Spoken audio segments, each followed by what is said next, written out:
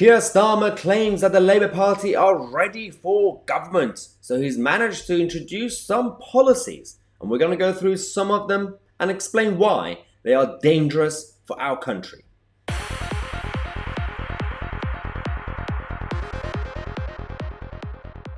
Just a quick disclaimer, just because the Labour policies are terrible doesn't mean the Tory policies are the solution either. Both parties are coming up with some idiotic policy programs, and sometimes they don't even care about some of the real problems, so they're not really fixing anything. This is classic centrist populism. What it is that they come out with a very, very old-fashioned narrative of solutions. In reality, they're not real solutions, they're plasters. They sound good, but they don't do anything. And all it does is destruction of our country and our values. Let's go through a list that we have, some of the policy ideas, and we're going to go through more policies on this channel as we get closer to this upcoming general election. But Keir Starmer has some ideas. Let's go through some of them. Net Zero Emergency Act. Oh, that's a good start, Keir. That's a very, very good start. Net Zero Emergency. He wants to have a bill in Parliament to declare more of an emergency. I'm pretty sure we've already done that. I'm pretty sure Boris Johnson's Tories have already declared some sort of emergency, but he wants to do it more. Reform of the Gender Recognition Act. Yeah, okay, that's absolutely normal. Yep, that's going to be great. We know exactly who's going to take advantage of this. Makes sense. He wants to have this GB energy firm, energy company run by politicians. What can possibly go wrong by having the whole energy company run by our government? Yep, that's lovely. Breakfast clubs for rich kids. Yes, so on the one hand, he's going after private schools. He wants to destroy them. On the other hand, he wants to expand the free breakfast program to all kids. So not just the poor kids, not just the working class kids, no. Everybody. So even kids from rich families who already can basically afford breakfast, and they can easily just contribute to the school if they want to do something like that. No, we're just going to have to pay for it. A plumber or a taxi driver has to pay for the breakfast of rich kids.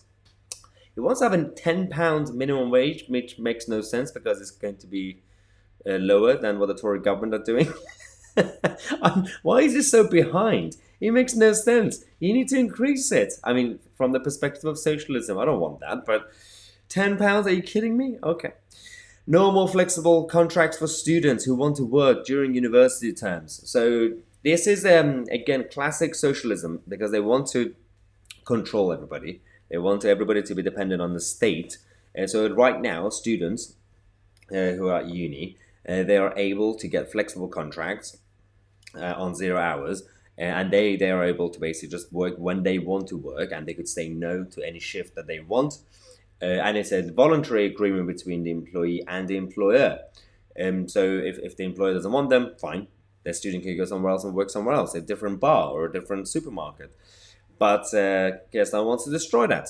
So that's lovely. You're not allowed to work.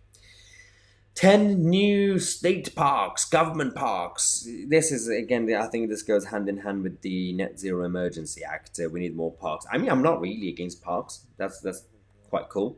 But why do you need the government to keep focusing on this when you can actually just allow local enterprise and local communities to be empowered to do it themselves? But I'm not fully against it. Sure, fair. Nationalizing railways. Well, of course. I'm not even surprised at the last one. The train companies have been... Firstly, railways are already nationalized in this country.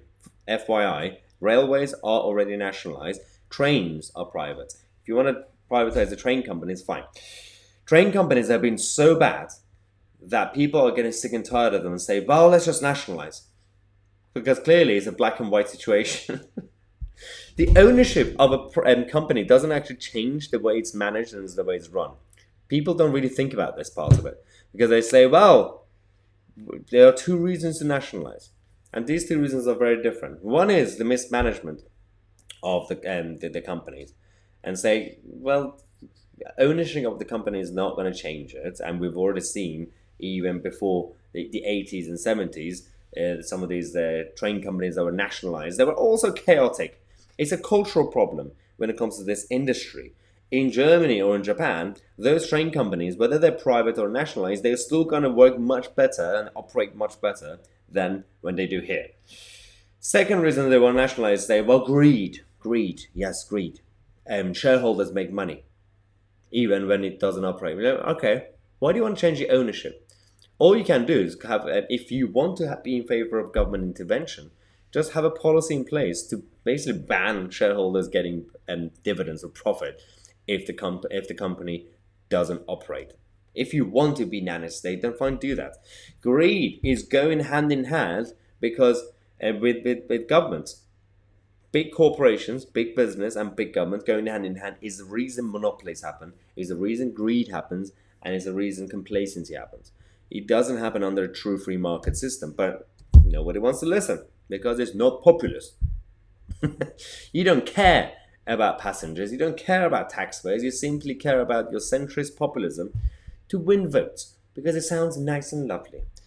Good luck with your Net Zero Emergency Act, Keir Starmer. We'll see how that goes with your state parks around the country.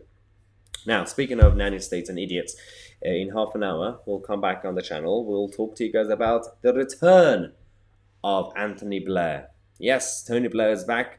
He's advising Rishi Sunak as our Prime Minister. And he wants him to ditch Brexit. Yeah. I'm Tousi and we are the media.